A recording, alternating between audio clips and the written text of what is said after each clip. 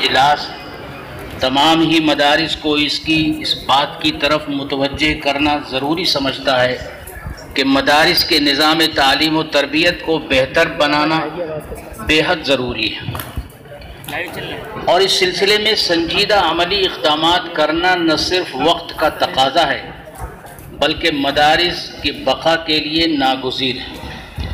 اگر خدا نخواستہ نظام تعلیم و تربیت میں انحطاط کا سلسلہ جاری رہا تو مدارس اپنا اعتبار باقی نہیں رکھ پائیں گے، اور یہ مدرسوں کا ہی نہیں پوری ملت اسلامیہ کا نقصان ہوگا۔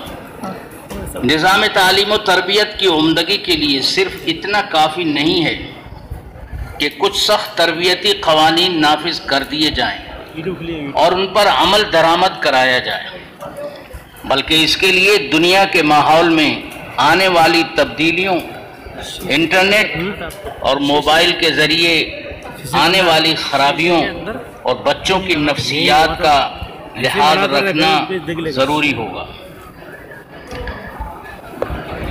اس کے لیے چند امور پر توجہ ضروری ہے۔ نمبر 1، طلباء کے قیام و طعام کا حد الامکان بہتر انتظام کیا جائے جس سے ان کی صحت اور نفسیات پر خوشگوار اثرات مرتب ہوں۔ دارالاقامے کو محفوظ بنانے کے ساتھ نگرانی کا نظام فعال و مستحکم کیا جائے، اور دارالاقامے کے طلباء کے باہر جانے کے اوقات متعین کیے جائیں۔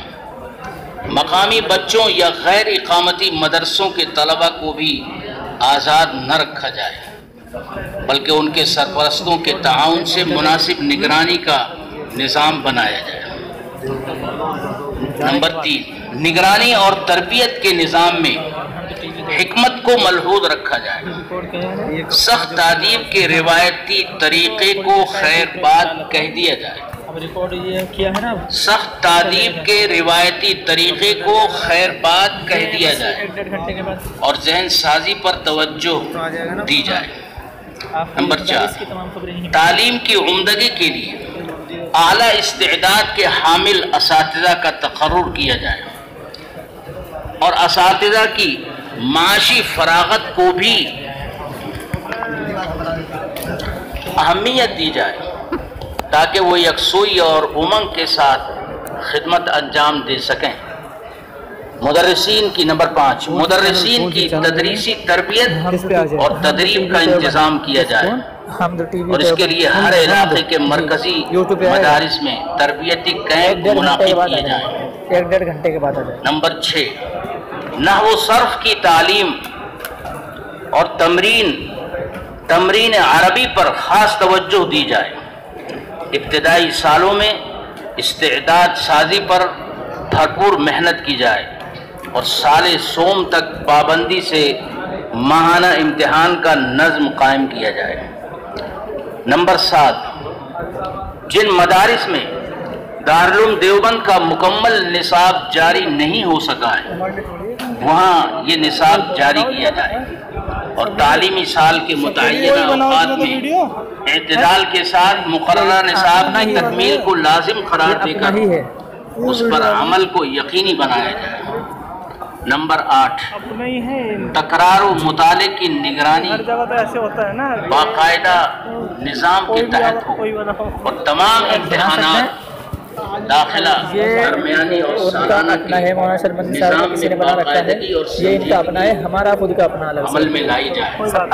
امتحان کے نتائج کا اعلان اور اچھے نمبرات پر حوصلہ افزائی کا اہتمام کیا یوٹیوب پر دیکھ سکتے ہیں آپ سرچ کر کے۔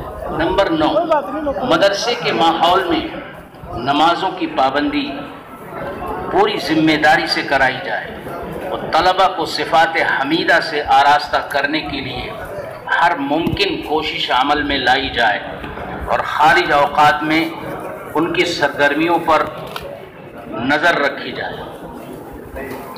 یہ نظام تعلیم و تربیت کو بہتر بنانے کے سلسلے میں تجویز ہے، اسے ہمیں اپنے اپنے مدرسوں میں نافذ کرنا ہے اور ان کی دفعات پر عمل کی جد و جہد کرنی ہے۔ آپ حضرات کو یہ تجویز منظور ہے؟